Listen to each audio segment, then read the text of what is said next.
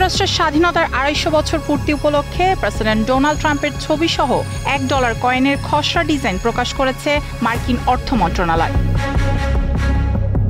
খসড়ার ডিজাইনে দেখা গেছে কয়েনের একদিকে ট্রাম্পের পার্শ্ব প্রতিকৃতি এবং অপরদিকে রয়েছে ২০২৪ সালে জুলাইয়ের হত্যাচেষ্টা থেকে বেঁচে যাওয়ার পর তার মুষ্টিবদ্ধ হাত উঁচিয়ে ধরার ছবি। এ পাশটায় ৩ বার ফাইট লেখা শব্দটি উল্লেখ থাকবে। পেছনে ওড়ানো থাকবে আমেরিকান পতাকা। এদিকে কয়েনের ডিজাইন নিয়ে শুরু হয়েছে আইনি বিতর্ক। ১৮৬৬ সালের আইন অনুযায়ী কোনো জীবিত ব্যক্তির ছবি মার্কিন মুদ্রায় ব্যবহার করা যাবে না। তবে খসড়ায় এমনভাবে ট্রাম্পকে উপস্থাপন করা হয়েছে যা আইন পাশ কাটানোর চেষ্টা হিসেবে বিবেচিত হচ্ছে।